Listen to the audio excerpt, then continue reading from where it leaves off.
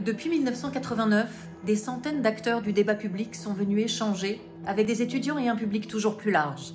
Année après année, tous ceux qui ont participé à la Cité de la Réussite ont modestement essayé d'apporter leur pierre au débat citoyen. Partager des connaissances, s'intéresser, s'étonner, questionner, apprendre et comprendre les autres. Telles sont les valeurs simples que nous avons essayé de promouvoir depuis 3 décennies. Apprivoiser le temps en le retenant pour thème, voilà qui s'est imposé à la Cité. 200 temporalités vont s'entrechoquer pour fusionner en 2 jours intenses de débats portant sur l'éternel fugueur, ponctué d'échanges avec le public. Malgré cette chorégraphie d'idées rythmée par 50 débats, l'expérience humaine laisse penser que ces 2 jours ne dérogeront pas à la règle qui étreint nos vies. Les mots, les questions, les accords, les rebonds, les doutes, les échanges, les désaccords et les rires seront trop vite emportés. Le défi de la désormais plus que trentenaire Cité de la Réussite ne sera pas de retenir le temps, mais d'y créer ce que l'on retient.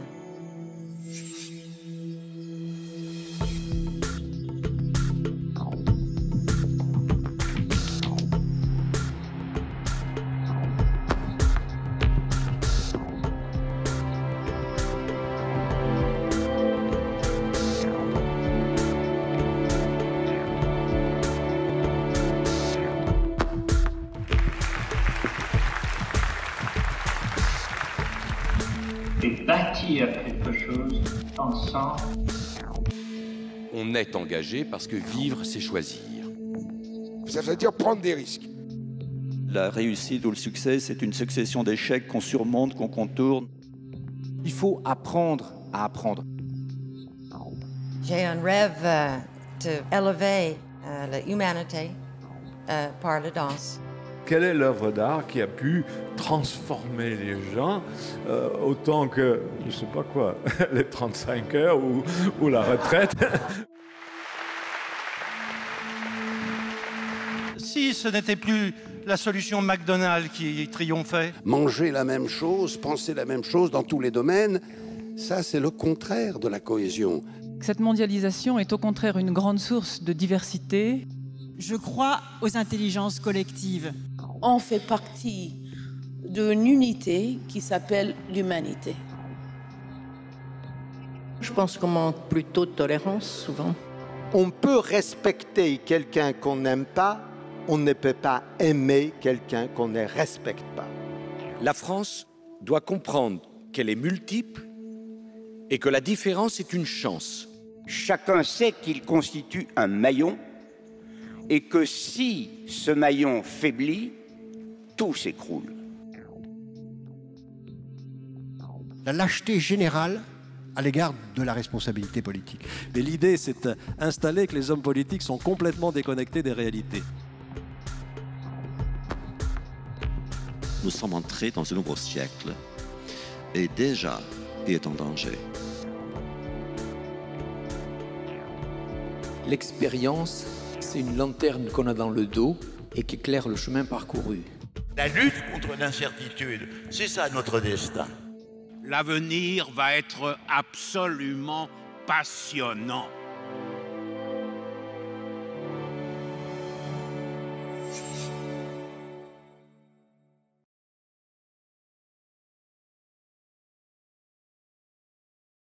Le dialogue auquel vous allez assister s'intitule « Les bibliothèques mémoire de l'avenir ». Vous êtes ici dans la salle de lecture d'une bibliothèque, la bibliothèque de la Sorbonne. Et c'est vrai qu'une bibliothèque, c'est forcément un lieu du passé. Des hommes et des femmes les ont construites, ont constitué des collections à partir d'acquisitions, mais aussi de legs et de dons. Et ici, la collection de cette bibliothèque est partie du don de sa bibliothèque du recteur Montempuis. Et à travers le temps, comme ça, il y a de grands nombres de dons de bibliothèques. Et ces collections sont conservées jusqu'à nous. Et donc c'est une mission de conservation, d'acquisition, donc qui s'inscrit dans un passé. Mais c'est aussi une bibliothèque, un lieu tourné vers l'avenir, ne serait-ce parce que les bibliothécaires d'aujourd'hui continuent à acquérir des ouvrages, à les conserver pour les générations futures, les lecteurs et les lectrices d'aujourd'hui et de demain. Mais c'est encore autre chose. C'est un lieu où s'invente l'avenir au contact des nouvelles technologies. Il y a 50 ans, on cherchait les livres dans des fichiers papier. On avait des petites fiches. Aujourd'hui, tout passe par des catalogues informatiques. On a accès à des millions de ressources numériques en ligne. Et donc, pour débattre de toutes ces questions, nous avons aujourd'hui deux écrivains, Alain Mabancou et Pierre Bergogneau, une architecte, Elisabeth de Portzamparc, pardon, j'ai fait un lapsus, Portzamparc, et Odon Vallée qui est déjà là. Donc peut-être je vous invite à nous rejoindre tous les trois.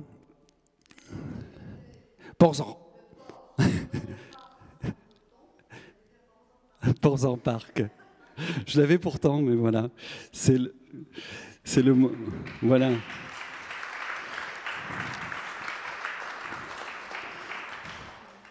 Je vous laisse vous asseoir. J'ai inversé, voilà. Ah, attendez, non, je me suis trompé. On refait le plan de table. Alors peut-être pour commencer, avant d'entrer dans le vif du sujet, puis de donner la parole aux personnes que je remercie d'être venues nous écouter, vous allez peut-être pouvoir simplement vous présenter de votre point de vue, qui êtes-vous, avant d'aborder les questions sur les bibliothèques, simplement vous-même, voilà, qui êtes-vous? On commence par vous, Elisabeth de Portzamparc. Cette fois, je n'écorche pas votre nom. Bravo, vous apprenez vite. Oui, donc souvent on me demande si je suis architecte. Je ne suis pas architecte, je suis une femme d'origine brésilienne qui vit en France depuis 50 ans. Je fais mes études. J'ai démarré ici à la Sorbonne par la sociologie. Je pratique l'architecture, l'urbanisme, les designs à l'occasion. Je fais les intérieurs de mes bâtiments. Je fais aussi des bijoux, cette bague. J'ai fait des travaux artistiques. J'ai des enfants. J'aime les animaux. J'aime la nature. Et voilà, je pratique beaucoup de choses et j'aime beaucoup de choses. Et tout cela nourrit mes projets d'architecture et d'urbanisme. J'ai gardé celui-ci. Peut-être prenez celui-là, Monsieur Vallée. Oui, c'est allumé. Vous n'avez plus qu'à parler. Merci beaucoup. Odon Vallée, Fondation Vallée. Allez sur le site fondationvallée.org. C'est la première fondation au monde en matière de bourse d'excellence, puisque nous avons remis 75 000 bourses, on a eu 275 polytechniciens, 395 médaillés aux Olympiades mondiales de maths, physique, chimie, biologie, informatique, astrophysique, c'est-à-dire aucune fondation, même aux États-Unis, n'atteint pas ce chiffre, et pourtant nous n'avons pas beaucoup d'argent, nous avons même des difficultés financières. Mais on ne se disperse pas, concentration des moyens, liberté d'action, ce sont les moyens de gagner avec l'économie des forces. Et nous avons le plus grand réseau de bibliothèques de toute la planète. Nous avons 2 500 000 lecteurs au Bénin et 500 000 au Vietnam. Nous avons 250 fois plus de lecteurs que les instituts français du Bénin, plus de lecteurs que tous les instituts français et toutes les alliances françaises de la planète. Ici, c'est mieux. Ici, cette magnifique bibliothèque, on a seulement 200 fois plus de lecteurs qu'ici. Et Espérant, lève-toi. Où est-ce qu'il est, mon adjoint et successeur qui se fout là-bas? Meilleur étudiant de toute l'histoire de l'Afrique. Et naturellement, c'est lui qui s'occupe de nos bibliothèques. Nous avons l'équivalent d'une faculté de médecine et d'une deuxième faculté de médecine, parce que là-bas, ils sont tellement nuls en médecine qu'ils ont des bouquins qui ont 40 ans, qui sont foutus et qui sont responsables de la mort de centaines de personnes. Mais nous avons également une quinzaine de médecins qui soignent 15 000 détenus et qui sauvent environ 500 ou 600 vies humaines par an. Et si on compte les vies humaines sauvées par nos bibliothèques de médecine, vous pouvez doubler ou tripler ce chiffre. On doit sauver 2000 personnes par an, on m'appelle l'adjudant étrangleur. Je vous dirai pourquoi. C'est dur. Alain Mabancou. Oui, ça marche. Ben, nous sommes, je crois, les deux écrivains de service. Donc, je ne sais pas qu'est-ce qu'il faut ajouter. Écrivain, professeur. Vous avez écrit de la poésie, puis des romans. Voilà, des romans. Vous avez eu des prix, le Renaudot pour Vers cassé. Voilà. Oui. Mémoire de Porc-Épic. Ouais. Mémoire de Porc-Épic, autant pour moi. Et vous enseignez à UCLA. Oui. Et parfois à côté. Au Collège de France, voilà. Tout à fait. Tout à fait. Ouais. Merci. Donc, je pense que c'est tout. Hein. Voilà. Je donne la place au grand frère. Je voudrais rajouter, parce que je vois certaines personnes trop modestes, qu'il a ouvert la chaire des littératures au Collège de France. Merci. Pierre Bergogneau. Eh bien, je suis originaire du Sud-Ouest. J'ai enseigné en collège longtemps, puis me voici retraité.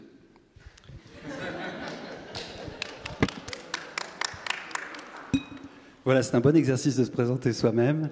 Pierre Bergogneau publie chez Gallimard, Verdier, de nombreux ouvrages. Peut-être la première question que j'ai envie de vous poser, c'est entre héritage et transmission, quel est votre rapport aux bibliothèques ? Pierre Bergogneau, puisque vous avez le micro, vous voulez commencer ? Lancer le bal ? Entre héritage et transmission. C'est d'une extrême simplicité. Je n'ai hérité de rien. Parce que, comme je l'ai indiqué, je sortais d'une sous-préfecture d'un département rural pauvre du sud-ouest de la Gascogne.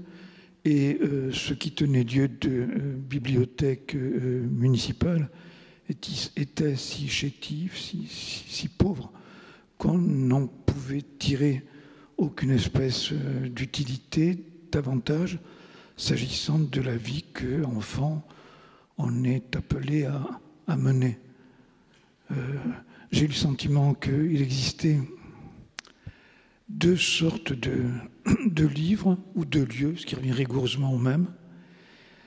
Il y avait les bons livres, quelques-uns m'ont passé entre les mains, mais qui avaient tous pour particularité de parler de lieux où je n'avais jamais mis les pieds et de gens qui étaient extraordinairement différents de nous.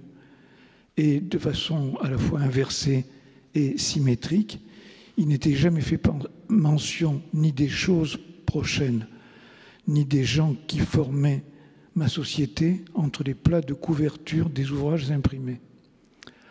Alors, j'ai supposé que j'avais mal cherché et que ma stupidité, mon incurie n'avait pas permis de mettre la main sur le volume, la plaquette, le dactylogramme, le manuscrit dans lequel serait expliqué ce qu'il en était de ceux que nous étions. Et il a fallu que du temps se passe et que je m'éloigne pour constater que ma petite patrie figurait ce qu'on appelle un blanc sur la carte.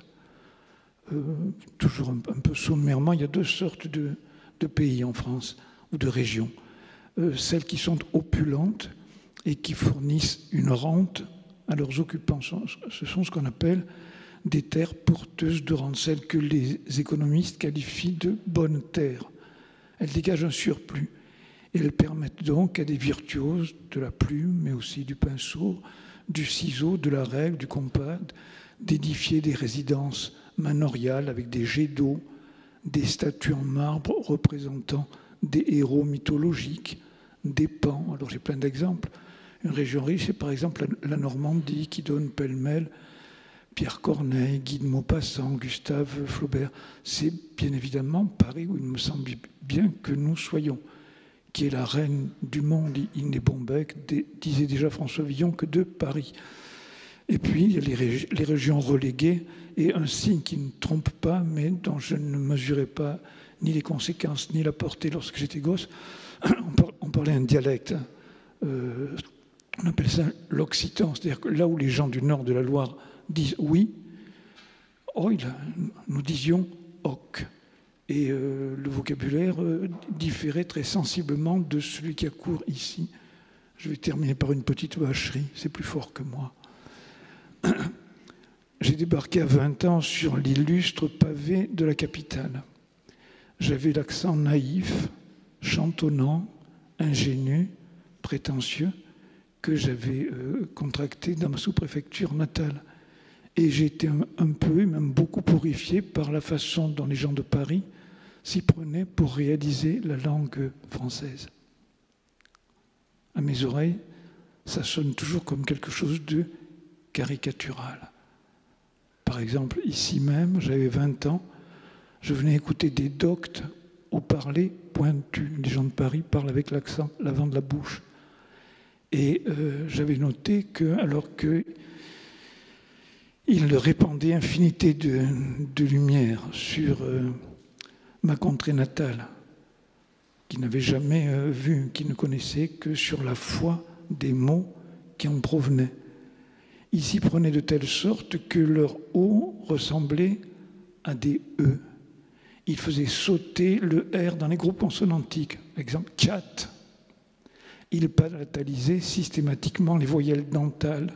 Jean-Marc, une voiture, de la peinture. Bon, je ne m'attendais pas, mais j'avais 20 ans, à me retrouver ici, à moquer des gens de Paris. Ben, c'est fait. Entre héritage et transmission, quel est votre rapport aux bibliothèques à Bankou? Disons que moi, je n'avais pas de bibliothèque. Nous n'en avions pas parce que la bibliothèque était considérée comme un signe extérieur des richesses. C'est-à-dire que c'était plutôt les familles, semble-t-il, qui vivaient au centre-ville. On voyait les livres à gauche et à droite. Et pour nous autres qui étions des quartiers populaires, il fallait à la rigueur convaincre les parents d'avoir une inscription. À l'époque, on disait dans un centre culturel français, qui sont aujourd'hui les instituts français dont parlait M. Vallée tout à l'heure.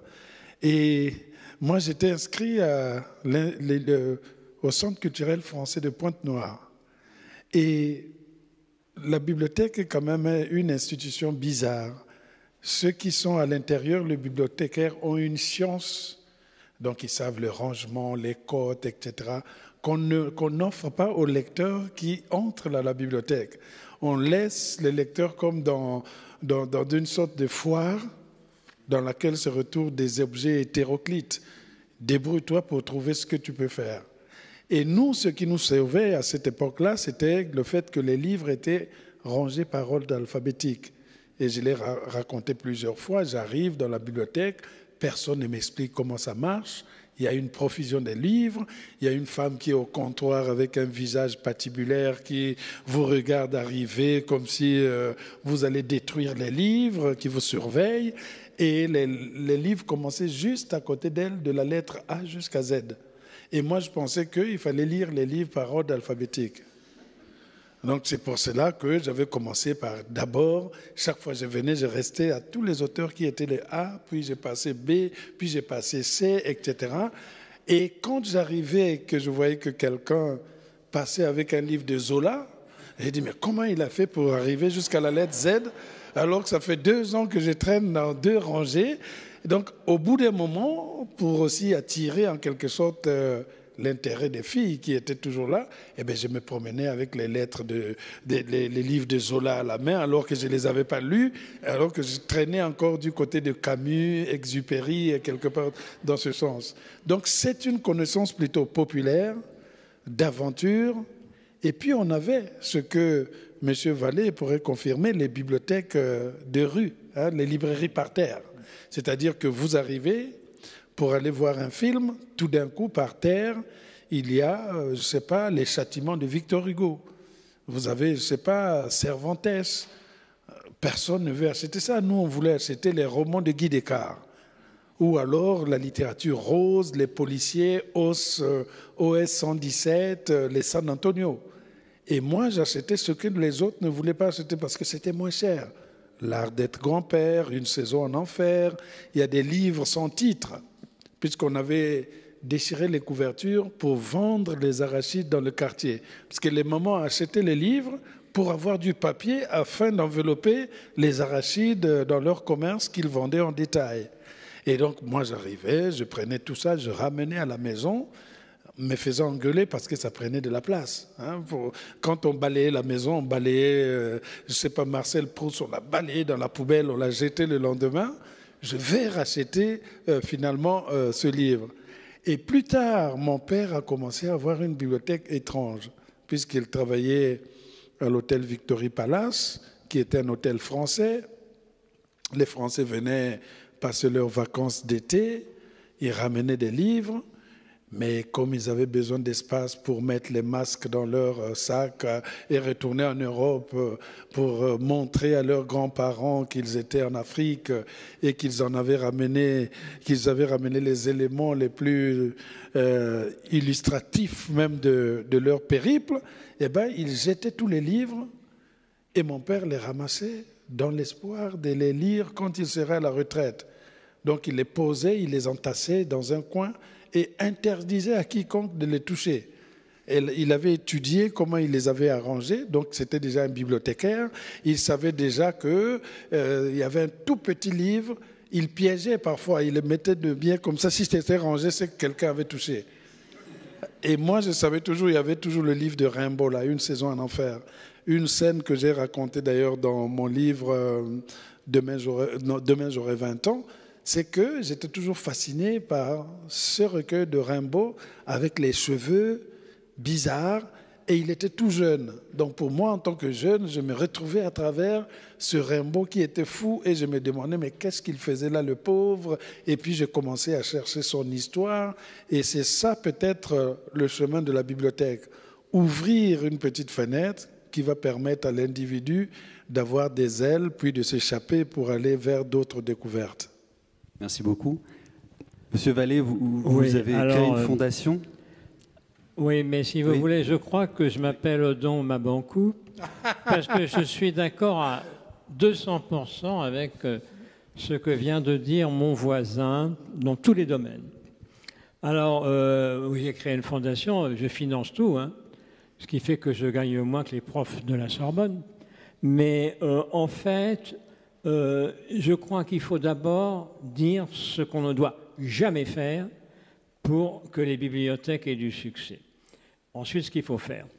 Ce qu'il ne faut surtout pas faire, à moins qu'on soit raciste, c'est de dire, voilà, le livre c'est fini, l'écrit c'est fini, maintenant c'est l'écran, donc c'est le Wi-Fi, nous on en a dans nos bibliothèques, mais enfin, l'écran ne remplace pas l'écrit, il le complète. Et ensuite, il y a beaucoup d'Africains qui n'ont pas l'électricité chez eux, qui n'ont pas d'ordinateur, c'est 2 fois ou 3 fois trop cher. Donc, il faut écran plus écrit, ça veut dire papier. C'est le premier point indispensable. Deuxièmement, on ne sera un lecteur que si on commence à lire à 4 ou 5 ans. BD, c'est par la BD qu'on comprend et qu'on connaît. Moi, j'étais au conseil d'administration de Gallimard Jeunesse et de Gallimard, et j'ai compris très rapidement ce qu'il fallait faire. Nous, c'est BD africaine, mais il y en a, ils lisent des BD, il n'y a même pas vraiment de texte, des images, et petit à petit, on est comme ça. Et les bibliothécaires, hein, vous avez parlé des vieilles femmes un peu, bon. Moi, j'ai rien contre les femmes, mais nous, on a plutôt des jeunes mecs, c'est-à-dire des gars qui sont bien traités, bien payés, qui ont peut-être entre 20 et 25 ans, qui vont rencontrer une charmante dame et leur faire de ravissants bébés, et ils vont être papas.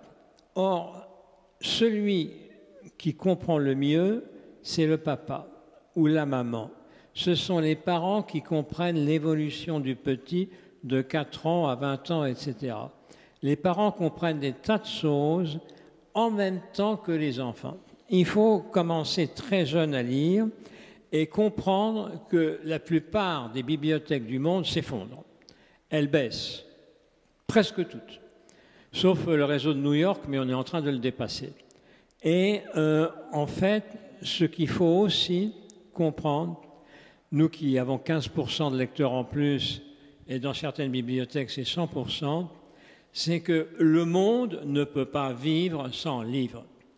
On a 2 bibliothèques, c'est les véritables facultés de médecine du Bénin. S'il n'y avait pas ces livres 2022, hein, Parce que, vous savez, les Européens, l'Afrique est la poubelle de l'Europe, n'est-ce pas, cher ami?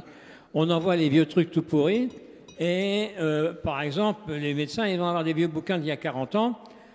Université de, je ne vous dirai pas de quelle ville française, a éliminé des collections parce que c'est des bouquins dangereux, foutus, etc. Mais qui se démerdent les Africains avec ça. Nous, on a des bouquins 2022, je vous assure que nos bibliothèques sauvent des dizaines, voire des centaines de vies humaines au monde.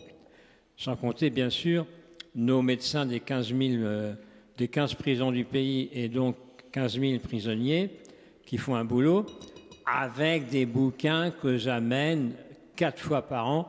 Il faut toujours avoir l'idée qu'un bouquin, ça peut durer, vous citiez Zola, 100 ans, 200 ans et 2000 ans pour la Bible, mais en même temps, ça se renouvelle sans arrêt. Donc il faut toujours renouveler l'avenir, mémoire de l'avenir. Alors mémoire, c'est un mot dangereux, parce que mémoire, ça vient du latin memoria, c'est mémorial, hein, c'est-à-dire c'est le monument aux morts. Hein. Mais mémoire de l'avenir, ce sont les jeunes, beaucoup les sciences, et un drame en ce moment, c'est l'intelligence artificielle. Alors, espérant meilleur spécialiste de toute l'Afrique en intelligence artificielle, l'Afrique francophone, les bouquins coûtent une fortune. Hein. Allez chez Erol, le meilleur libraire français, vous verrez. Ça coûte une semaine de salaire minimum français et jusqu'à 2 ans de salaire minimum africain. La plupart là-bas n'y comprennent rien. Le président du Bénin a engueulé, espérant pas de nous, tu dois faire en sorte qu'on comprenne l'intelligence artificielle. Il a foutu à la porte son meilleur spécialiste de mathématiques du pays. L'intelligence artificielle, c'est aujourd'hui, pour les bibliothèques, un enjeu majeur. Et il faut absolument, si on veut avoir des élèves, hein, à partir de la classe de seconde, avoir des bouquins là-dedans. Ce qui ne veut pas dire qu'il ne faut pas de bouquins littéraires. Bien au contraire, par exemple, dans les disciplines du type psychologie, sociologie, c'est capital, absolument. Alors, il y a un dernier point pour pas trop faire durer ce que je dis. C'est pas facile. Mon ami Alain Pompidou, le fils de Georges, a dit un jour, parce qu'on l'avait invité au dîner des anciens Louis le Grand, et il dit un jour, il y avait un petit cocktail avant, espérant pas de nous en me regardant, méfiez-vous, il est dur. C'est de moi qu'il parlait. Et c'est vrai.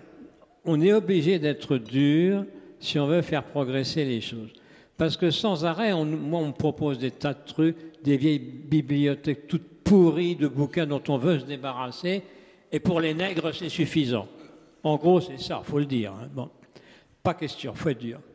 Et ensuite, c'est mon titre préféré, l'adjudant étrangleur. Parce qu'une fois, dans la pire cellule d'une prison au Bénin, je dis au directeur, montrez-moi la pire cellule. Eh bien, il me dit, voilà, mais c'est dangereux, monsieur Vallée, c'est dangereux. Et je dis à mon jeune médecin, bon, tu vas leur dire que tu vas les soigner gratuitement. Il avait tellement peur qu'il... Alors je le secoue un peu, et espérant me dit, mais vous l'étranglez. Je dis non. Grâce à ça, il y a plusieurs qui ont dit, voilà, docteur, en langue locale, hein, j'ai mal là, j'ai mal là, j'ai mal là, et des maladies très graves, dont un avait un AVC, et ses compagnons de cellule voulaient l'étrangler pour de bon, parce qu'il faisait caca partout. Eh bien, mon docteur l'a soigné jusqu'à la dernière minute, et a fait en sorte qu'il ne souffre pas. Il faut être dur dans la vie, mais doux quand il le faut. Et le mélange de douceur et de dureté est pour les bibliothèques nécessaire en disant non 99 fois sur 100 pour tout ce qu'on vous propose et qui ne sert à rien. Mais la fois où on vous propose des choses utiles et agréables pour les Vietnamiens, pour les Africains béninois, il faut dire oui, mais ça prend 70 heures par semaine. Rassurez-vous, j'ai 24 ans. Parce que les étudiants, enfin, les présidents des associations de médecins, d'étudiants en médecine, la moyenne c'est 24 ans, m'ont dit, Monsieur Vallée, voilà, il faut nous ramener des tas de bouquins en nombreux exemplaires. J'en achète énormément chez les grands libraires et éditeurs. Et il y a un grand libraire de Tours, Unitech, qui m'envoie un jour un email. Allez, on te donne 90 € de bouquins, mais dis à tous tes petits camarades d'acheter les livres qu'on va publier ce mois-ci. Ils avaient cru que j'avais 24 ans et que j'étais président de l'association des étudiants en médecine de Paris. Donc ça vaut le coup, hein. Voilà. Merci. Maintenant, oui, vous avez peut-être déjà une idée de ce que vous voulez dire, mais je voulais expliquer que vous avez conçu en tant qu'architecte la bibliothèque du campus Condorcet, qui a ouvert très récemment. Et c'est pareil, sur cette question d'héritage et de transmission, et comment vous avez conçu cette bibliothèque, j'aimerais bien vous entendre à ce sujet. Elisabeth de Porzin-Parc. Oui, je pense que les miens ne marchent pas. Ah bon? Ça marche? Oui, ça marche. Ok, très bien. J'avais mal placé. Oui, question de héritage et transmission. Je vais commencer par 2 anecdotes vécues. L'une, j'avais la chance d'avoir une bibliothèque personnelle, disons mon père a une bibliothèque personnelle conséquente, mes parents, mais surtout mon père. Ma notion, disons, mon intérêt par les livres est venu du sens interdit. Parce que mon père classait, il montrait tous les livres qui m'étaient interdits pour la lecture et les positionnait plus haut en disant, bien, là, il ne faut pas toucher. Mais je trouve que les livres qu'il considérait qui étaient pour nous, enfants au début d'adolescence, n'étaient pas très intéressants. Son choix n'aurait pas été les miens. Donc forcément, j'ai grimpé, j'ai commencé par les interdits et qui m'ont toujours peut-être forgé une transmission où je me vois toujours un peu à la marge et pas vraiment dans les règles.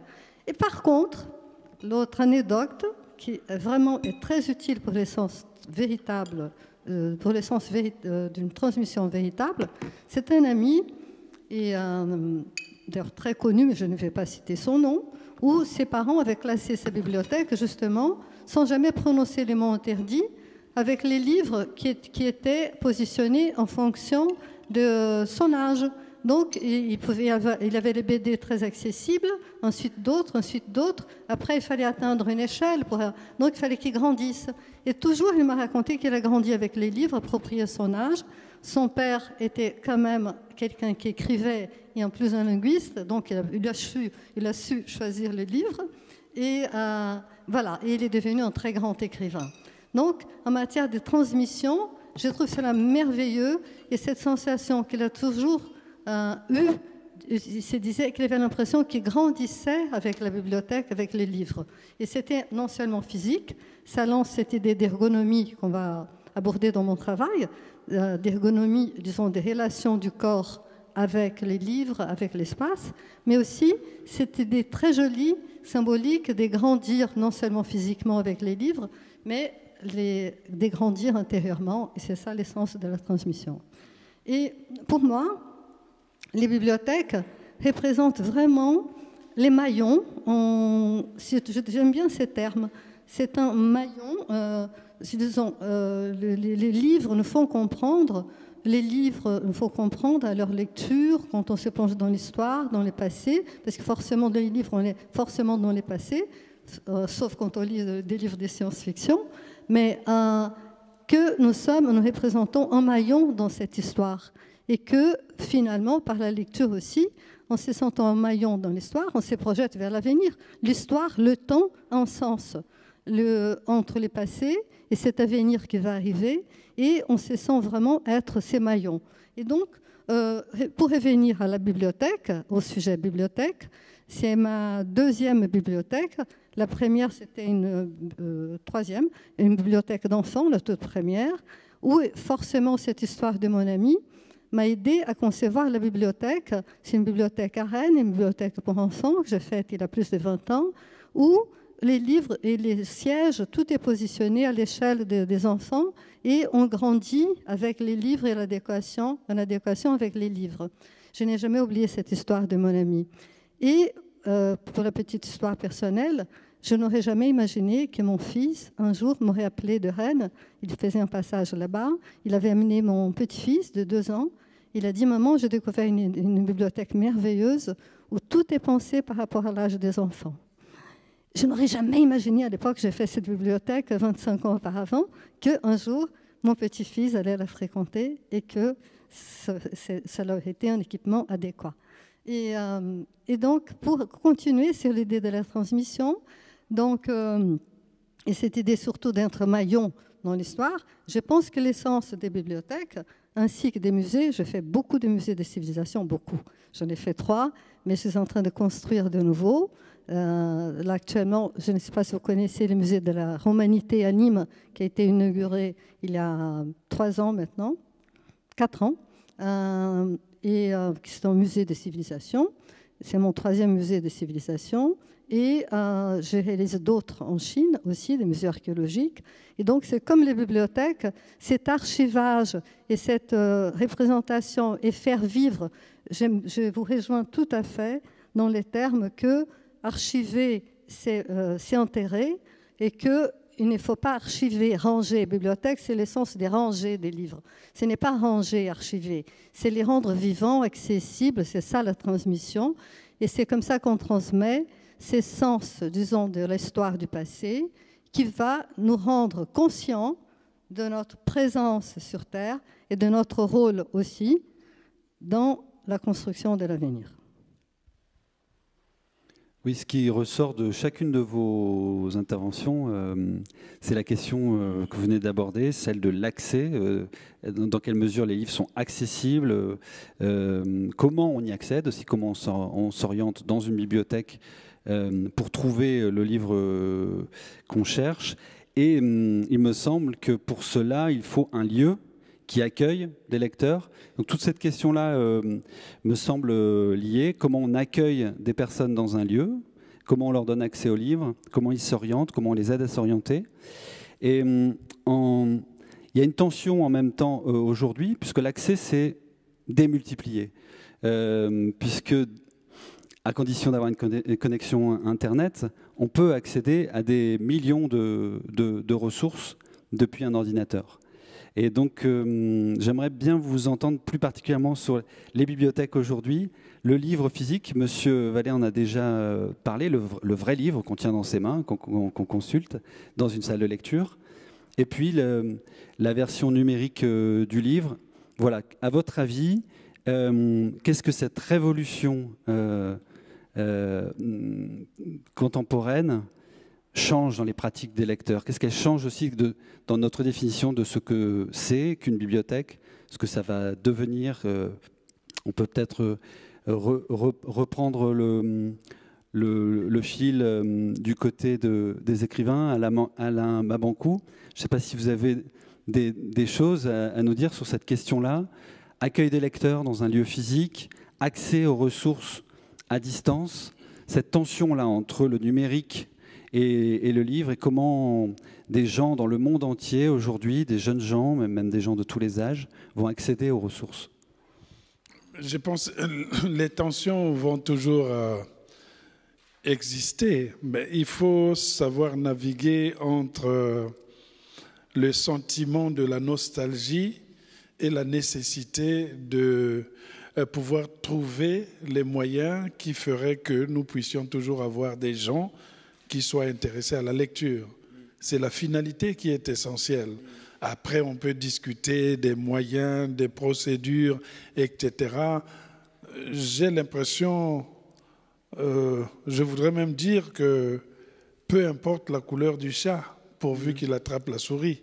C'est-à-dire que la bibliothèque digitale, comme on pourrait dire, enlève peut-être cette forme de procédure qui nous faisait nous déplacer, c'est-à-dire qu'on s'est préparé intellectuellement, physiquement la veille pour se dire demain je vais dans une bibliothèque. On avait déjà intégré cette sorte de nécessité de vouloir, de pouvoir peut-être mériter. Vous alliez à la quête du savoir. On n'avait pas cette possibilité où j'ai cliqué, tout ce que je clique, je peux avoir un livre. Je ne sais pas, j'étais en train de faire des recherches, par exemple, sur un livre qui a été à l'époque écrit par M. Parkinson hein, pour cette maladie-là, parce que je faisais des recherches sur Mohamed Ali. Donc, c'était un projet qui n'a jamais abouti, mais je peux le laisser comme ça. Les écrivains qui n'ont pas de sujet pouvaient prendre ça et puis ils peuvent écrire leur roman. C'est-à-dire que moi, je voulais écrire à cette époque-là un livre dans lequel Mohamed Ali s'est retrouvé tout seul dans le Michigan, parce que j'ai vécu dans le Michigan, où il a passé sa dernière partie de sa vie et il était en train d'écrire une lettre à M. Parkinson. Et vous savez que M. Parkinson, c'était ce médecin qui vraiment pratiquait vraiment avec une expérience dans la rue. Il allait rechercher dans les métiers les plus reculés des gens qui présentaient les signes de Parkinson, etc. Et dans son livre, justement, il y avait un certain nombre de cas à l'intérieur. Évidemment, il n'y avait pas forcément le cas des sportifs qui allaient venir plus tard. Et ce livre, il était physiquement introuvable. Donc j'avais dû gambader à gauche et à droite, prendre même l'avion pour aller à cette bibliothèque de New York dont on parlait tout à l'heure. Au passage, parfois les bibliothèques américaines ont le plus grand savoir peut-être européen. Ça c'est vrai. Hein? C'est-à-dire qu'aujourd'hui, si je veux étudier un grand pan de l'Europe, ce n'est pas en Europe que je vais aux États-Unis. Ils ont les meilleurs enseignants aussi. Bon, ça arrive, hein, mais ils les prennent en Europe après que les Européens les ont enseignés. Donc voilà, ils vont dans le marché, puis ils prennent, ils disent bon. Donc tout ce que je veux savoir sur la France se trouve en général de l'autre côté. Et donc là, la question peut-être du déplacement du livre physique, c'est qu'il y avait une certaine cérémonie qui faisait qu'on avait l'impression d'aller vers la découverte de quelque chose. C'est comme si on vous demandait d'aller dans une cuisine traditionnelle où vous êtes assis dans une auberge, vous avez une vieille maman ou un vieux grand-père qui a gardé les recettes les plus kabbalistiques et qui, au fur et à mesure que vous êtes assis, vous sentez déjà quelque chose. Dans la bibliothèque, vous avez des odeurs des vieux livres, vous avez des murs comme ceux-là, l'histoire est sous vos yeux. Sur votre ordinateur, c'est vrai, vous avez un clic. Ce n'est pas la même démarche. Donc, pour moi, il n'y a pas de distinction entre les deux. La finalité sera ce que je recherche une information. Je veux compléter peut-être un espace qui était vide dans mes connaissances et je vais à la quête. C'est vrai que l'école ou les études nous ont façonnés, nous ont donné l'idée du classicisme. Aujourd'hui, nous avons du mal parce que nous sommes d'une génération. Moi, je suis né après les indépendances. Il fallait le lire, il fallait le toucher. J'ai du mal. Je ne peux pas lire un roman de 300 pages, 400 pages sur ordinateur parce que ma mémoire risque d'avoir des trous. Ma mémoire se souvient de la page qui s'ouvre. Ma mémoire se souvient à peu près où se trouve la scène la plus cruciale de 100 ans de solitude de Gabriel García Márquez. Je parle sous le contrôle de mon ami l'écrivain Sami Tchak qui est là à la salle, grand spécialiste de ces littératures latino-américaines. Donc la mémoire du lecteur est une mémoire qui a capté les sonorités de la page. C'est une mémoire qui a photographié les lettres telles qu'elles ont été écrites. Si bien que, si vous avez une édition de 100 ans de solitude avec une police d'écriture, je ne sais pas, des années 80, quand le Seuil fait une réédition avec une autre police, la mémoire n'est pas contente. Il dit oui, mais c'est ça, mais on dirait que je ne retrouve plus mon chemin. C'est comme si vous revenez dans la ville de votre enfance et on a rajouté des boutiques de vêtements, on a rajouté quelque chose, vous êtes perdu. Vous êtes obligé de demander à un voisin, mais il y avait un menuisier ici, non? Ah non, non, il n'y a plus de menuisier, on vend maintenant du vin. Donc vous êtes obligé de le faire. Et cette démarche-là, elle est délicate. C'est d'autres générations qui vont venir avec leur mémoire de l'écran, avec leur mémoire de l'aspect digital. Ils n'auront pas cette sorte de repère que nous avions. Parce que les bibliothécaires nous avons enseigné comment capter le livre et comment le photographier pour qu'il reste dans la tête. Oui, Monsieur Vallée. Oui, alors le Bénin est d'accord avec le Congo Mais je pense qu'ici, il y a peut-être quelques doctorants et post-docs. Il y a un énorme problème qui se pose concernant écran écrit. Quel est le moins cher? Parce que ce n'est pas du tout évident. Par exemple, vous avez des revues qui ont une version Internet, pas cher du tout. Vous avez des revues qui ont une version e-book hors de prix. Tout dépend. Ça dépend des disciplines, ça dépend de beaucoup de choses. Il faut bien voir que la question du prix est fondamentale. Nous, nos bibliothèques sont entièrement gratuites. Naturellement, ça mécontente tous ceux qui font du payant, c'est évident. Alors, il y a des gens qui sont intelligents, mais ceux-là, on n'en parle jamais. Il y a des gens qui sont bêtes et on en parle tout le temps.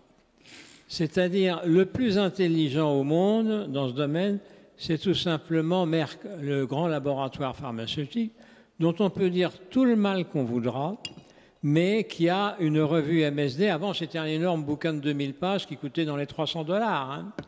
Et maintenant, il a un bouquin, ça s'appelle Revue MSD, c'est sur ordinateur, c'est sur écran, et il y a version anglaise, version française, version grand public, version professionnelle de santé.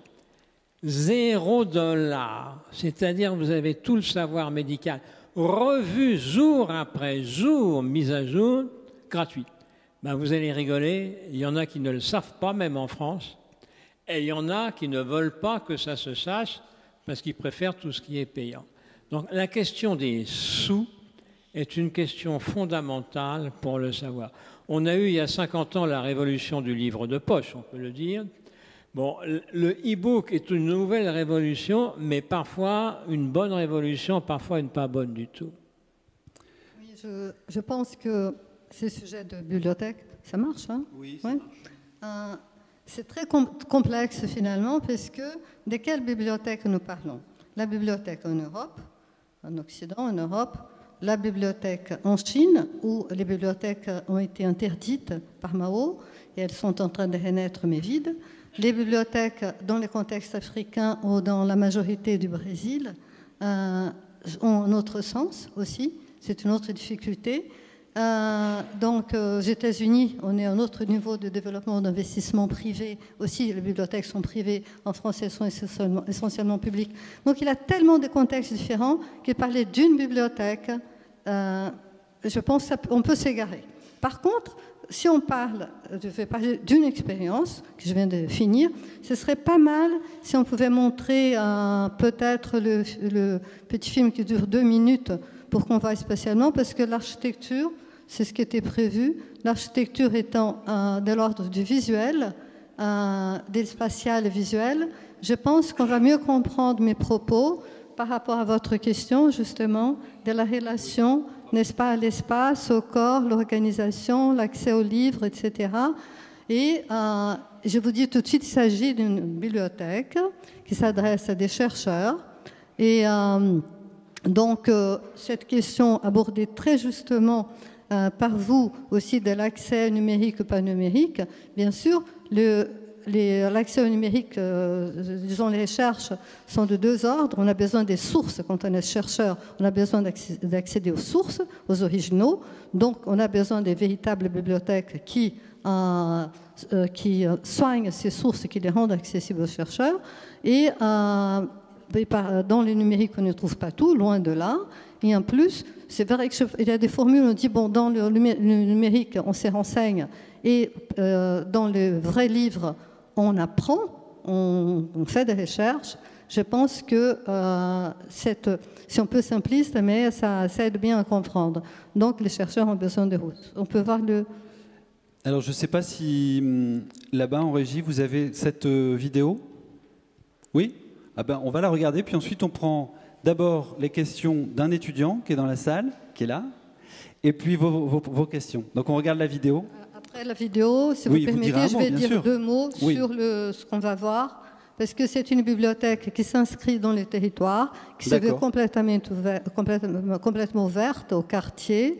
Tout le rez-de-chaussée est complètement ouvert avec une place publique. On y accède par 2 rues publiques. On pénètre, c'est une bibliothèque poreuse, avec le rez-de-chaussée public, cafétéria, librairie qui sont en cours d'installation, c'est tout récent, des salles de coworking, de travail commun au rez-de-chaussée, une place avec des événements publics. Donc, c'est un équipement véritablement public.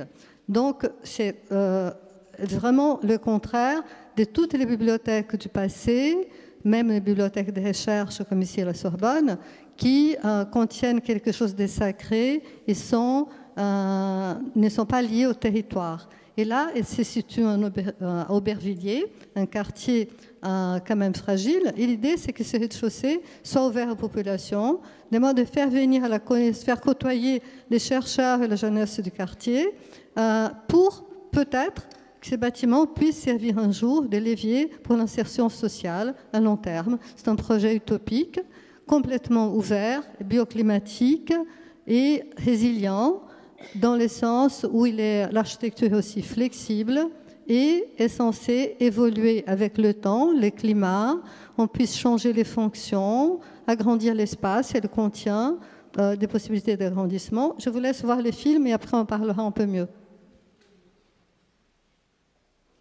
Avec une multitude de salles, c'est une bibliothèque faite pour le travail collaboratif.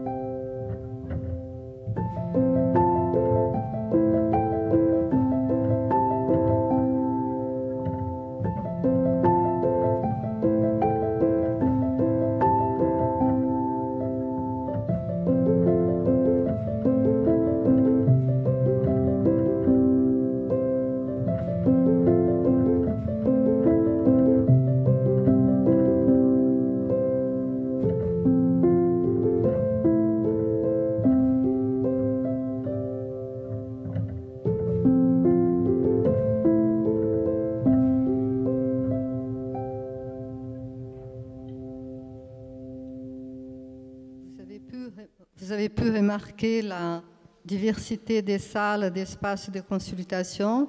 Donc, ce n'est pas un espace rigide, il est extrêmement lié à diversifier dans toute la bibliothèque avec des salles de tout type pour le travail collaboratif.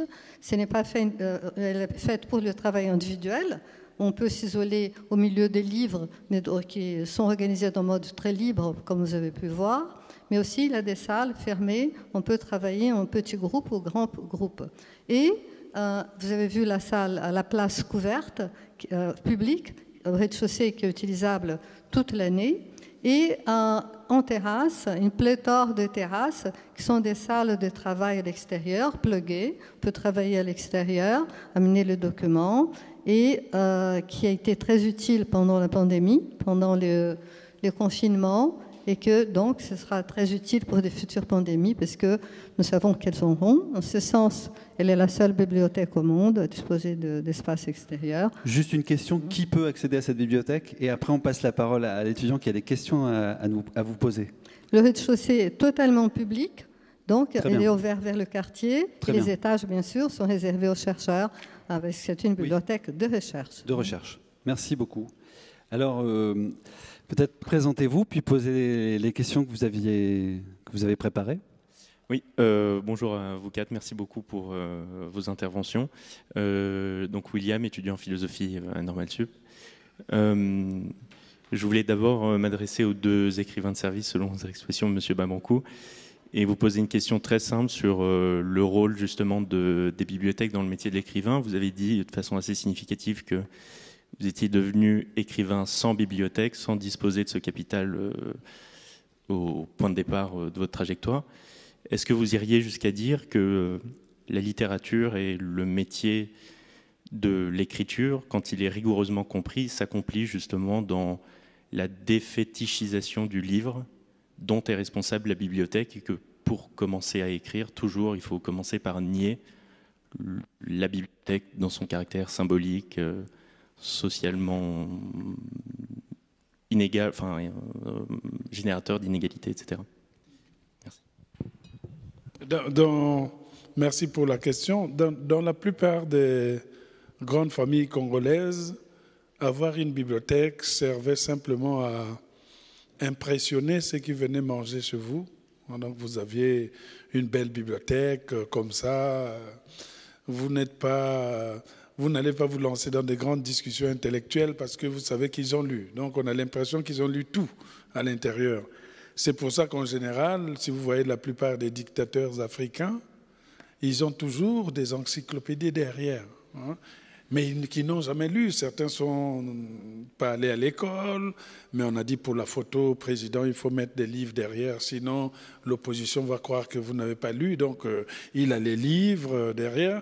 Et nous aussi, on pensait que l'illustration de sa capacité intellectuelle passait par l'accumulation des livres. Et on avait comme ça, il y avait un monsieur dans ma jeunesse qu'on appelait l'encyclopédiste. Il se promenait toujours avec au moins 5 livres. Que ce soit, vous le croisez n'importe où, il a toujours 5 livres, parce qu'il voulait démontrer à la population qu'il était comme une certaine bibliothèque ambulante. Et mieux encore, comme nous n'avions pas de capacité d'avoir des bibliothèques, certains grands du quartier avaient développé cette sorte de réseau de bibliothèques populaires, c'est-à-dire qu'ils prenaient les livres dans les librairies par terre qu'ils achetaient, ou bien ils faisaient le tour de la plupart des hôtels, ils ramassaient les livres et ils les avaient dans les quartiers. Ils avaient un registre. Quand vous arriviez, vous donnez 25 francs. Ils vous donnaient, par exemple, voilà, on va vous donner les Contemplations de Victor Hugo, on notait votre nom, Alain Mabankou a emprunté les Contemplations. Et vous devez rendre ça dans 48 heures. Si vous ne les rendez pas dans 48 heures, il envoie des musclés qui arrivent chez vous pour venir récupérer Victor Hugo. Donc voilà, hein, on récupère Victor Hugo plus l'amende que vous allez payer. Donc nous savions déjà dans le quartier où étaient ces sortes de bibliothèques sauvages. Des grands qui eux-mêmes n'avaient pas lu Hugo, hein, parce que dès qu'ils prenaient un livre, ils disaient il y aura quelqu'un qui va lire. Et nous étions beaucoup sur les bandes dessinées. En Afrique, on a lu les Black Leroc, on a lu les Tex Willer, on a lu les Zembla, on a eu tout, Texas, on avait tout, les Spiderman ou Spiderman, tout ça là, les Tintins au Congo ou au Tibet, on avait tout à l'intérieur. Donc il y avait des spécialistes, on savait que non. Pour avoir les livres de Tintin, il faut aller dans le quartier Fuchs. Par contre, les livres de poésie, il faut aller Thiétier. Mais les livres de philosophie, parce qu'il y avait aussi le Capital de Karl Marx, Ludwig Feuerbach et la fin de la philosophie classique allemande. Donc tous ces livres, Que faire de Lénine, qui étaient au programme en terminale. Mais il n'y en avait pas parfois dans ces bibliothèques, mais ces bibliothèques ambulantes du quartier étaient là. Donc pour moi, en tant qu'écrivain, quand j'écrivais, je savais que je rentrais dans une certaine sacralisation du savoir. Les écrivains deviennent comme ceux qui gardent le secret de quelque chose que la population n'a pas. Et quand vous voyez quelqu'un qui est en train de lire, il vous inspire la peur, parce qu'il en sait trop. Et dans le quartier, on a toujours peur de celui qui lit. C'est pour cela que comme on était faible dans la bagarre, pour inspirer la peur intellectuelle, on prenait les attributs de l'intellectuel, c'est-à-dire avoir toujours le visage un peu fermé, les lunettes, même si vous n'êtes pas myope, mais vous devez les porter, donc se promener avec un livre. Donc c'était ces signes extérieurs des richesses. Mais j'ai jamais pensé que ma vie intellectuelle dépendait de la bibliothèque. parce que je savais que j'allais toujours rencontrer le livre qui allait m'éblouir, me changer chez quelqu'un dans le quartier. Et si j'allais à la bibliothèque du Centre culturel français, parce que j'avais l'impression que c'est là où il y avait le monde entier et que c'est là où que se retrouvaient les livres qu'il n'y avait pas dans le quartier, et je n'avais pas tort. C'est là que j'ai vu les Saint-Exupéry, c'est là que j'ai vu Des souris et des hommes, c'est là que j'ai vu Les raisins de la colère, c'est là que j'ai vu les Boris Pasternak, les Pouchkine. Il y avait une palette extraordinaire. Et à cette époque, certains livres qu'on aimait, on ne pouvait pas les emprunter parce que les gens déchiraient les plus belles pages. C'était trop beau, il a pleuré, et puis il déchire la page, il la garde chez lui. Donc vous arrivez, il dit, mais il n'y a plus la page 903. Mais c'est la page où il y avait parfois, je ne sais pas, la grande tirade ou le poème, ou au moment où Saint-Exupéry est en train de parler de la philosophie, de la sagesse, on a déchiré. Puis on recopiait beaucoup dans les bibliothèques. On allait le matin, non pas pour lire, mais pour recopier. C'est un petit livre. Ça, si vous avez Le vieil homme et la mer, avec un peu plus d'endurance, en un mois, vous aurez recopié tout Le vieil homme et la mer. Vous allez avec un papier vieil, vous recopiez, et vous amenez à la maison. Et c'est ce cahier que vous allez emprunter, vous allez prêter à tout le monde et vous faire un peu d'argent. Donc ce n'est pas que l'auteur qui mangeait, le lecteur aussi mangeait par ricochet, grâce à la sueur qu'il avait déployée de l'autre côté, à l'intérieur de la bibliothèque, dont le bibliothèque s'est demandé, mais pourquoi celui-là, au lieu de lire, il écrit en bibliothèque? Donc il faut se méfier de l'Africain qui est assis dans une bibliothèque et qui est en train d'écrire. Oui, alors je voudrais ajouter quand même quelque chose à ce qu'a dit notre ami Alain. Oui. La question du climat.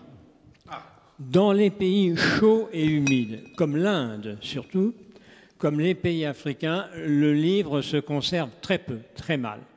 Il faut donc éviter de trop critiquer, je ne sais pas moi, un lycée qui a une petite bibliothèque, les bouquins ils sont foutus, quoi. Ça pose un tel problème qu'il y a des pays qui n'ont plus d'archives. Parce que les médecins ont dit, il faut supprimer ça, ça donne toutes les allergies possibles et imaginables, toutes les bestioles s'en mêlent, et nous, par exemple, au Bénin, il n'y a plus de bibliothèque à la faculté de médecine, parce que les étudiants en médecine ont dit, mais vous êtes dingues, on va se choper l'asthme et tout, et tout, et tout. Il y a un énorme problème qui se pose. Si vous mettez la clim, ça dessèche un peu, ça refroidit un peu, mais ça coûte des fortunes. En fait, les éditeurs sont confrontés à un problème. Il faut sans doute des papiers un peu plus épais, un peu plus coûteux, un peu glacés, comme on dit, qui se conservent mieux. C'est un point essentiel dans certains pays, y compris en France maintenant. Et donc, ne vous faites aucune illusion, à la rentrée scolaire qui vient, le prix des livres scolaires va un peu substantiellement augmenter. Pierre Bergugno, comment il se construit l'écrivain? À partir de sa bibliothèque, en négatif? Mon voisin dit l'essentiel, dans la terreur et le rayonnement magique qui émane de l'écrit. Bon, l'événement le plus important de toute l'histoire humaine, c'est l'invention de l'écriture vers la fin du 4e millénaire du côté de la Mésopotamie, vers Sumer et Akkad. La magie de l'écriture tient à ce que elle soustrait la pensée, c'est-à-dire la parole, au temps fugitif, oublieux, irréparable. La pensée migre du temps dans l'espace. Elle est objectivée, arrachée à la pénombre intérieure et portée sur des pierres dures, du porphyre, des tablettes d'argile, des carapaces de tortue, des omoplates de cervidés, du papyrus, des peaux de mouton, du papier, dont on a pu considérer pendant à peu près un demi-millénaire qu'il était le stade suprême, indépassable de la vie des cygnes. Il ne coûte pas très cher, il est relativement léger, il offre une surface particulièrement plaisante à l'œil et souvent, quand le livre est frais, il sent bon. Il y a un parfum du papier neuf, de la colle fraîche.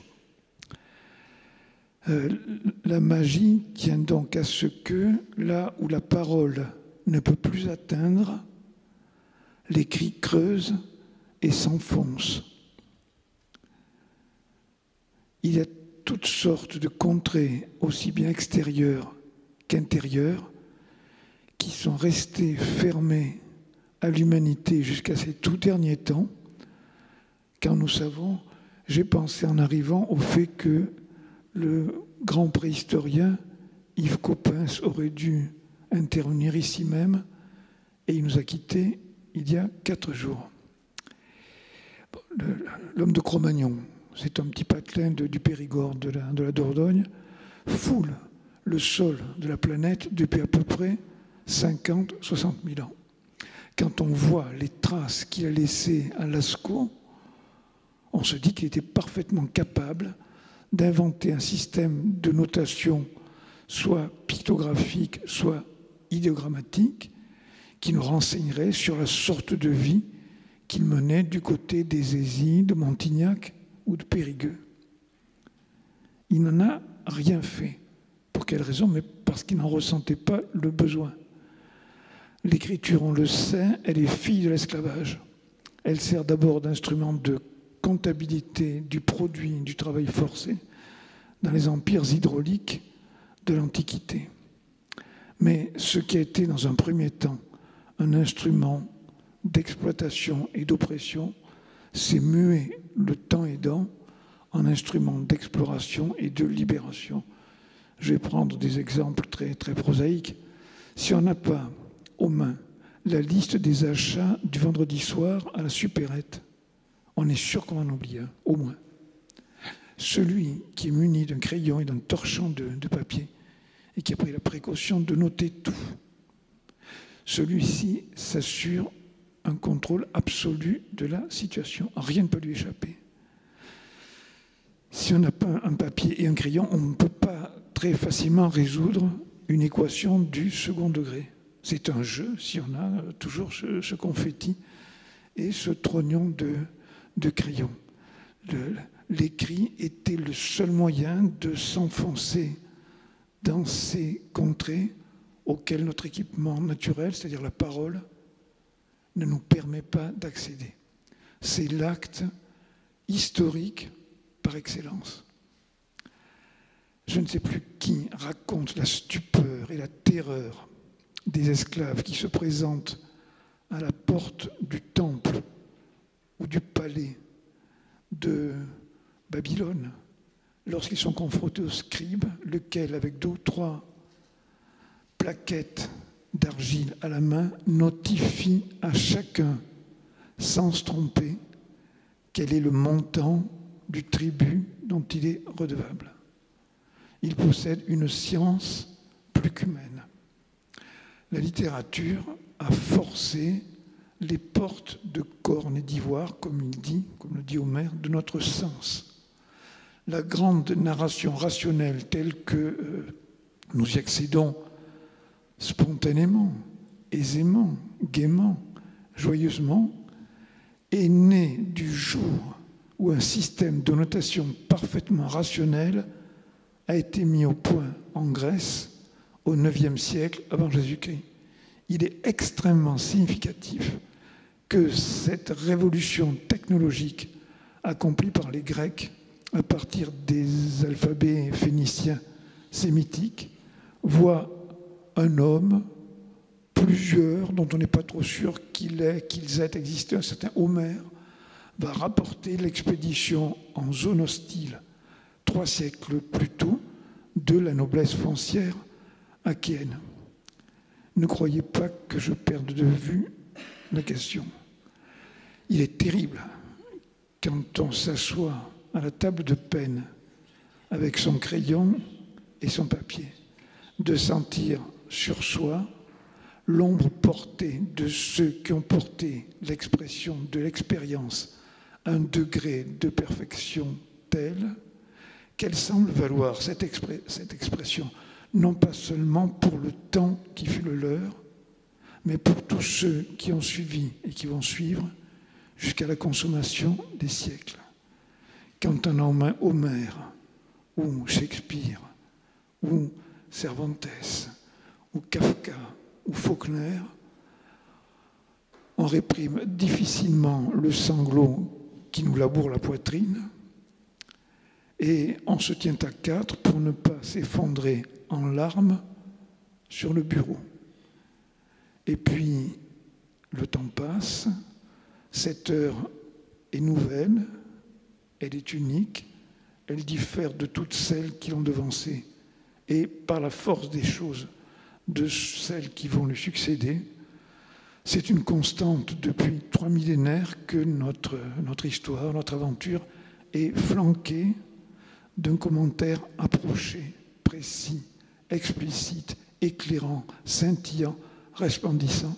On a beau se sentir indigne, écrasé, on y va. Merci. Oui, je voudrais ajouter un mot sur un point très important, le virus.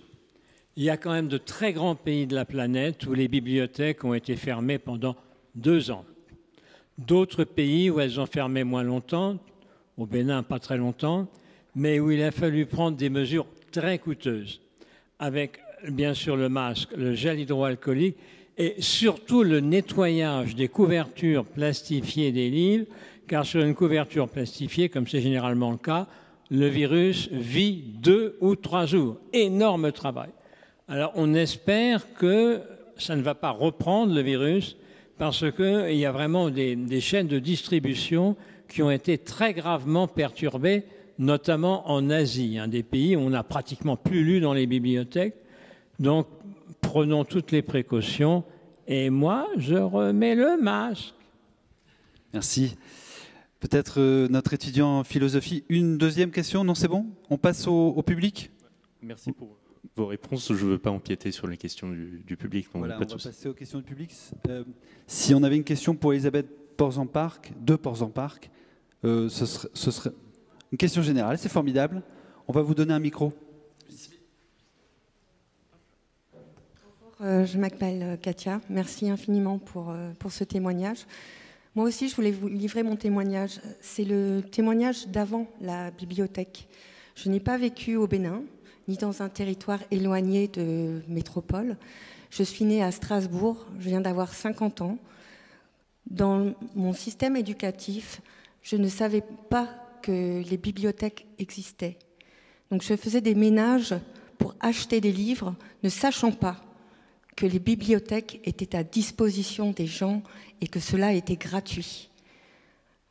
Rassurez-vous, je m'en suis très bien sortie, mais c'est bien les bibliothèques. Moi, je salue tout ce qu'on fait, tout ce matériel qu'on met à disposition des gens qui veulent apprendre, mais je pense qu'il y a aussi un réel problème, et ce problème-là, il n'a pas 30 ans, en fait, ou il n'a pas 40 ans. Il existe aujourd'hui encore, dans nos banlieues, dans nos zones éloignées, les territoires.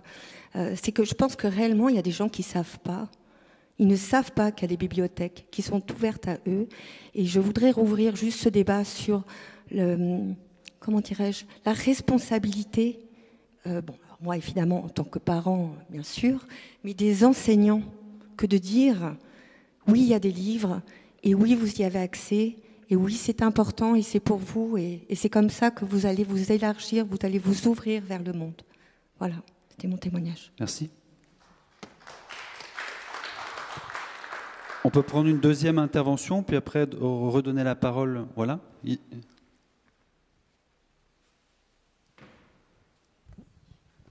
Oui, bonjour. Alors ma question va rejoindre un peu votre témoignage. Alors tout d'abord, le terme bibliothèque est devenu à un moment donné bibliothèque pour tous, donc y compris pour les territoires éloignés ou les gens qui n'ont pas la connaissance de l'existence des bibliothèques. Et aujourd'hui, il y a le terme médiathèque. On va à la médiathèque. Et justement, alors ma question, c'est comment on fait pour attirer les gens à la médiathèque? Monsieur Mabonkou avait utilisé le terme d'aventure, j'aime beaucoup. Vous, madame, tout à l'heure, vous nous avez expliqué que vous avez construit des bibliothèques à la taille des personnes. Quand je dis des personnes, des enfants, comment on fait pour faire une bibliothèque idéale, ouverte à tous, et que tout le monde soit au courant que ça existe et que c'est pour eux?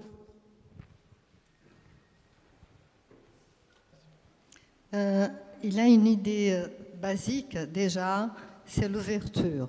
Quand on arrive dans une bibliothèque traditionnelle, ancienne, tout est fermé, c'est imposant, on n'ose pas rentrer, on ne se sent pas invité.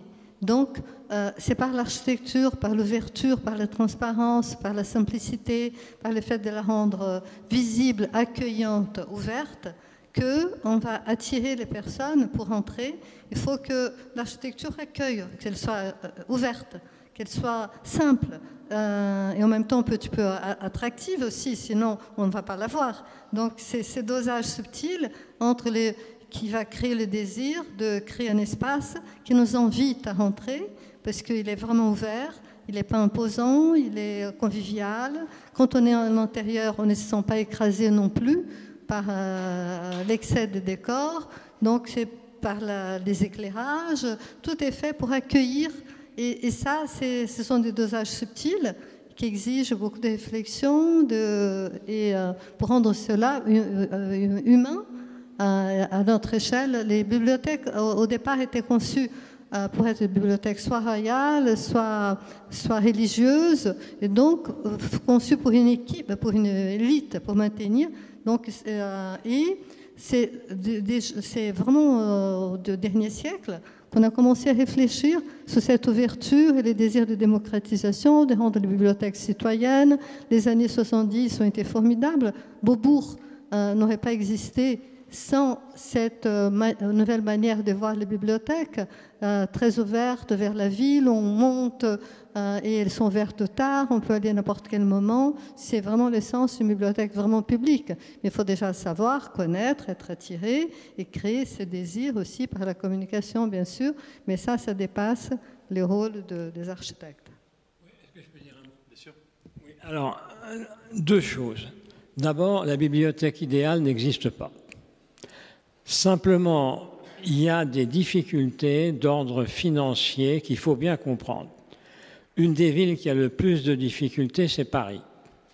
Je ne critiquerai pas la maire de Paris, d'autant qu'elle a affaire à des syndicats qui ne sont pas toujours commodes. On parle de privatisation de bibliothèques et on parle de privatisation des piscines, ce qui, à mon avis, va arriver. Ensuite, autre point, il y a le problème des horaires d'ouverture. Ce qui a fait l'énorme succès de la bibliothèque de Beaubourg, c'est ouverture tous les jours, y compris dimanche, de 10h à 22h. Ça a été formidable. Beaucoup de gens, et notamment d'étudiants ou d'élèves, y allaient. Problème, Beaubourg, les travaux, tout ça, il y aura 4 ans sans Beaubourg. Ensuite, il y a un problème énorme. Est-ce qu'il faut faire plusieurs petites bibliothèques ou une seule grande bibliothèque? Quelle est la meilleure formule? Il n'y a pas de réponse. Ça peut être bon dans une ville, une formule, et mauvais dans l'autre. Et il y a le dernier et ultime problème, c'est la médiathèque. Alors, je connais bien le cas de Creil, qui n'est pas une ville riche, loin de là, où la ville a construit une très importante médiathèque remarquable, mais le coût est aussi très important pour les malheureux impôts des habitants. Et qu'est-ce qu'il faut faire pour trouver le juste milieu? Réponse, il n'y en a pas. Tout dépend des villes. Alors, il faut savoir que la ville de France où on lit le plus, c'est Lyon. il y a 2 fois plus de lecteurs à Lyon qu'à Paris, dans les bibliothèques municipales, à nombre d'habitants égal. Ça remonte à très longtemps en arrière, à Saint-Irénée, etc. Il y avait déjà de la lecture à Lyon au 2 ou 3e siècle après Jésus-Christ. Strasbourg, on lit pas mal aussi. Strasbourg a eu la chance d'être tantôt allemande, tantôt française, avec aussi les protestants et les catholiques. On lit pas mal. Paris, on lit un peu moins. Qu'est-ce que va devenir la lecture à Paris? C'est un vrai problème, parce que dans le métro, maintenant, tous les gamins, ils sont avec leur iPhone. Et plus vous êtes tôt avec l'iPhone, moins vous lisez, et plus vous allez contracter des maladies ophtalmo. Il n'y a pas d'illusion à se faire là-dessus. Mieux vaut un livre papier qu'une tablette numérique.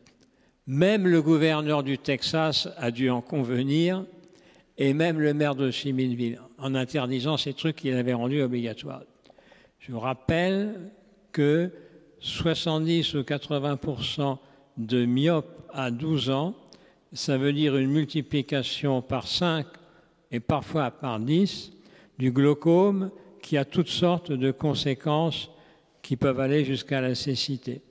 Donc, ce qui est le meilleur, c'est ce qui fait le moins mal aux yeux et qui coûte le plus cher. C'est vrai, c'est important, hein, ces sujets sur la cécité qui est produite par les écrans, par l'excès d'écran. Et pour ceux qui n'ont pas lu, on parle de littérature, je vous invite à lire L'éloge de la cécité. Là, on parle, Saramago parle de la cécité dans laquelle vit l'humanité par les manques de regard vis-à-vis des autres, d'autrui, et par cette fermeture vers soi-même, cet égoïsme et les manques d'empathie vers l'autre, les manques de regard et de conscience sociale. Si l'essence des bibliothèques et de la lecture, c'est justement de produire la conscience sociale, évidemment, d'ouvrir les esprits. Donc, si on fait une synthèse un peu bâtarde, on peut se dire que lire sur les tablettes va nous rendre donc aveugles, c'est un peu symbolique bien sûr, aveugles à cette société, à l'autre et à la réalité sociale. Donc il y a une analogie que je trouve très évidente entre l'éloge le traité sur la cécité et de Saramago et la perte de la vision dans laquelle nous vivons de plus en plus à cause aussi de l'excès d'Internet, la vitesse d'Internet et les manques de pensée qui induites par ces lectures rapides qui nous rendent aussi aveugles. Est-ce qu'il y a une autre question? On va vous donner un micro.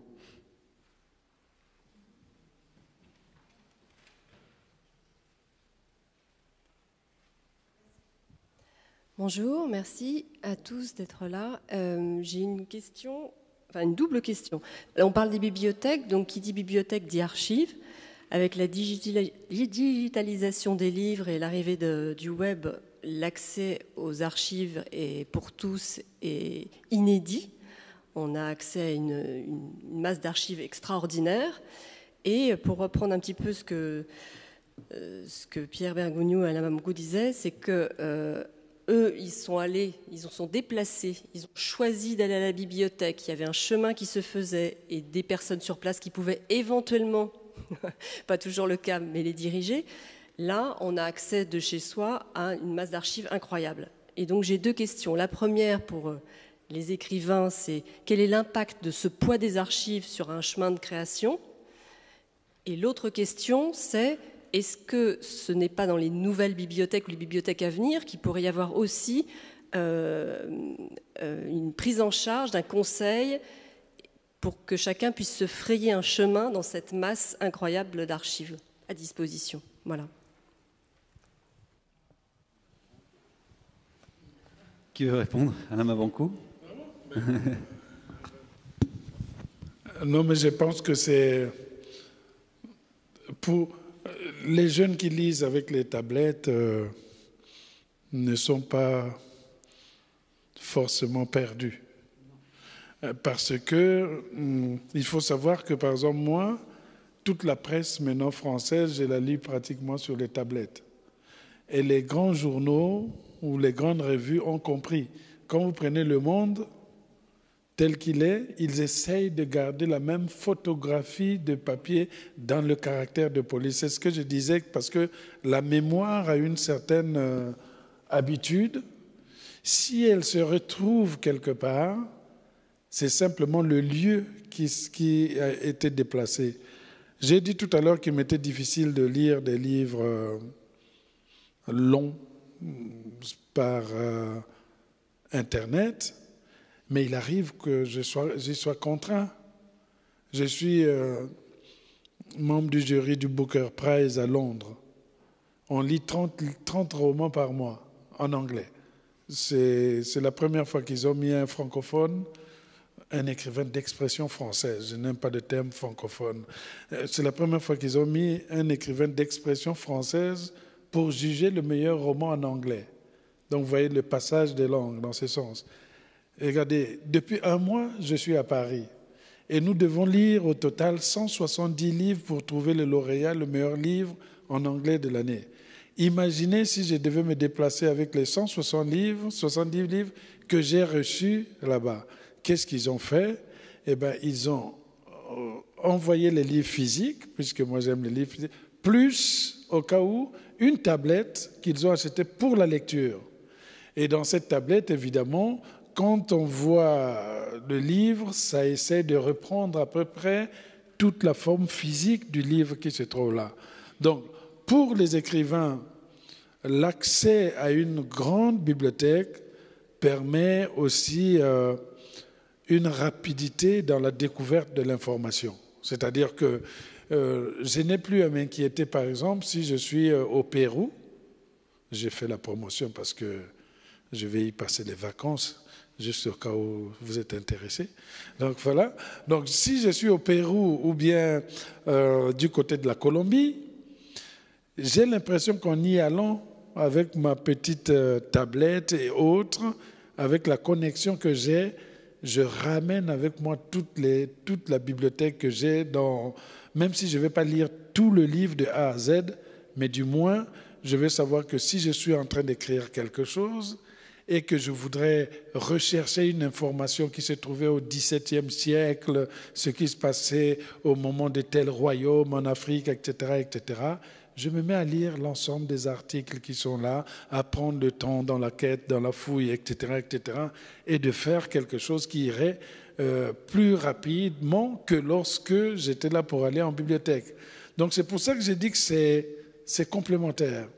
C'est bien d'avoir l'attitude traditionnelle que nous avons d'aller au livre, mais en même temps, le nouveau système de la recherche de l'information ne devrait pas nous laisser tomber, nous plonger dans une paresse intellectuelle qui nous donnerait l'impression que nous sommes intelligents parce que tout ce qui concerne le savoir se trouve dans l'ordinateur. Avant, c'était le contraire. C'est-à-dire, vous saviez que vous étiez érudit parce que vous étiez allé lire un certain nombre de livres qui canalisent ou qui donnent le statut d'érudit dans la société. Mais aujourd'hui, beaucoup de gens pensent que parce qu'ils ont un ordinateur, une plaquette dans laquelle se trouvent Google et autres, ils appuient sur un bouton, des informations qui, du reste, disparaissent 5 minutes après qu'ils les ont consultées. Parce que vous avez lu, voilà, ah oui, mais c'était au XVIIe siècle, boum, boum. 1 heure plus tard, vous leur demandez, ils ne savent plus. C'est le signe extérieur de richesse que vous décriviez tout à l'heure. Beaucoup aujourd'hui ont une mémoire qui est très, très virtuelle. C'est-à-dire qu'elle disparaît au rythme de la page virtuelle qu'on a effacée. C'est-à-dire, vous avez lu l'information, et puis on passe à autre chose. Et puis du coup, vous vous dites, mais j'avais lu ça quelque part. Vous êtes obligé d'être prisonnier de cette chose. Avant, on allait vers le livre, on prenait les informations, on essayait de les enregistrer, de les emmagasiner là, et nous les ressortions le moment venu lorsque viendrait l'opportunité. Mais là, ce n'est plus du tout le cas, puisque dans votre inconscient, vous vous dites que de toute façon, c'est dans mon ordinateur. Je n'ai pas l'obligation de garder. C'est l'exemple de la table de multiplication dont on parlait tout à l'heure. La table de multiplication, on la prenait par cœur parce qu'on savait que ça devait nous servir. Mais aujourd'hui, on n'en a pas besoin. Vous ouvrez l'ordinateur, paf, paf, paf, vous calculez. Hop, même la petite opération, 9 plus 5, les gens ne veulent plus la faire. Ils veulent voilà, aller taper sur l'ordinateur. Donc, l'ordinateur doit peut-être être pris comme un élément qui nous permette de compléter vraiment notre culture dans ce sens-là. Et ce dialogue s'intitulait Mémoire de l'avenir, mais là, vous posez la question de l'avenir de la mémoire un peu aussi. C'est réversible, c'est une veste qui peut se porter par toutes les saisons. Voilà. Donc, si les intervenants et l'intervenante sont d'accord, je pense que la question a été bien débattue et on peut s'arrêter là en remerciant le public d'être venu, nombreux, et puis chacun d'entre vous. Merci beaucoup. Merci. Merci.